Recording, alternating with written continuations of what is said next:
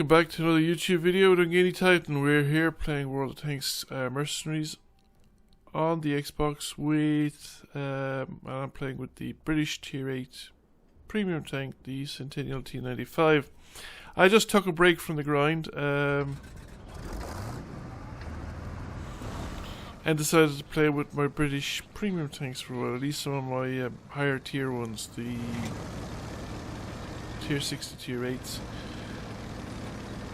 Mostly I was playing with the Centennial T95 because the crew was actually near completing a skill. I used one of my tier 10 crews, and I had them also on the FE4202P, and then I had played a bit with the the tier 6 Snakebite and the Cromwell B, I think.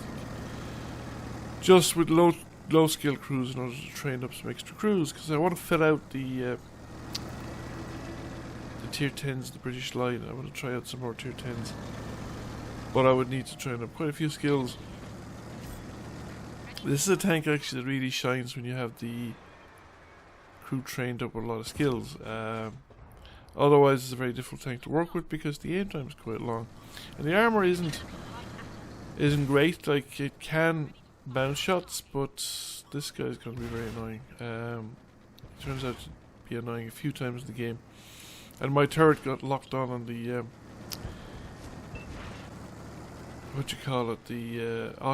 the aim. It had already locked onto another target, see, so I actually didn't bring the turret around. It took me a while to remember to release the turret from auto aim, and he's done me a bit of damage, and he got away with it essentially. I didn't get a shot back at him. Well, I don't think anybody else did either. The team is very focused. There's a lot of tanks down in the southern end of the map, and they're all together in a cluster, so it's actually drawing the attention of everybody in our team, which is actually making it quite easy, relatively easy for the AMX to make those kind of runs, those raids in at the edge of our position.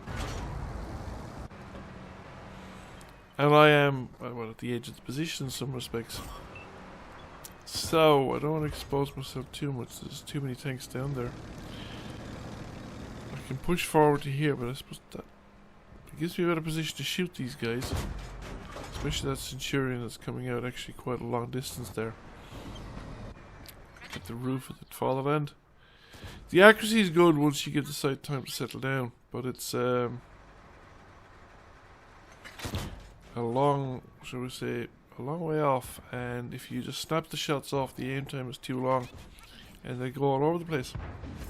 But we have the IS-2 aim tracked on the open, and we're getting benefits from the tracking, and we've set it on fire, and we're actually doing quite nicely there. Now that's going to shoot a rock if I fire at the Centurion 7-1 or the Centurion 1, but the gun is accurate enough to pull this shot off. Though I don't have too many of our tanks in a position to take advantage. And there's that AMX again. And he's managed to damage my ammo rack. Fortunately, I still have the repair kit, because it really slows the aim time down if you have a damaged ammo rack in this tank. The AMX gets away with it again. I think he pretty much got away with that one intact as well. We're still getting, that one moved right over the fatherland, and I just have to try and hope for the best that I can spot the AMX in the mini-map when he turns up.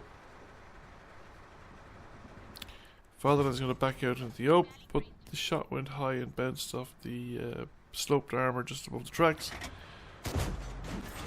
and enemy tanks have turned up at the edge of the base. 2 of them. At the moment, the fatherland is sitting in the open, but somebody manages to finish it off, and I'm thinking, I better go back and help the guy back at the base. Okay, the guy back at the base, I think, has just died.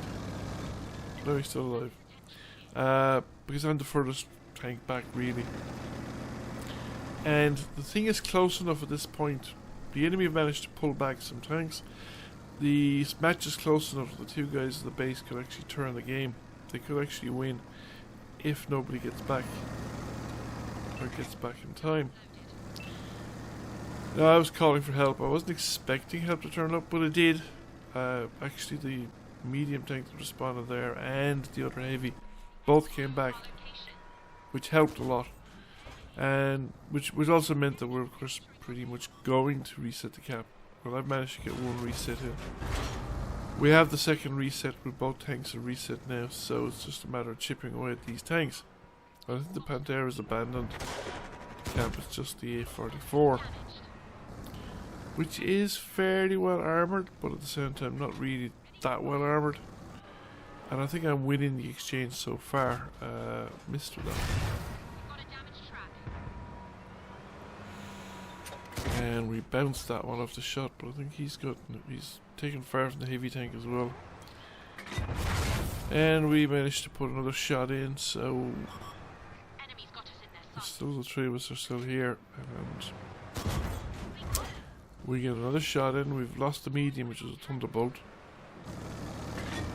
And it's definitely, he's probably not in the cap circle anymore. We'll put a round through the turret. Pantera's still alive.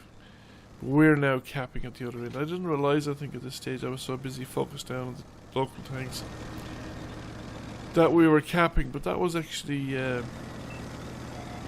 managed to double the damage that I was doing by actually coming back here to reset the cap. Pantera's making a full swing around, trying to use his speed, I think, to get behind me or something, or maybe just hoping to get into the wadi. So we've cleared this position, and it's now just the two tanks remaining down at the enemy base. And that's down to one tank, and they actually didn't manage to get a reset in despite their efforts, so we had actually capped out. I think he said I didn't realise that we were close to capping. Otherwise I probably wouldn't have burned the repair kit on the medic kit on the driver, because there's no point, we wouldn't get there.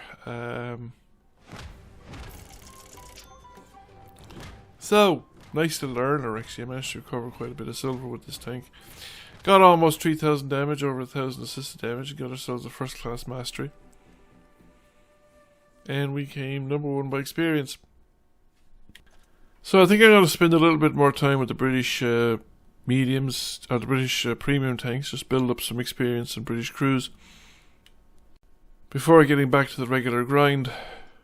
Thank you for watching. I hope you enjoyed the video. If you did, please press like, comment, share. It really helps the channel out. And if you have not already done so, please subscribe to the channel. I will catch you all again soon. Bye for now.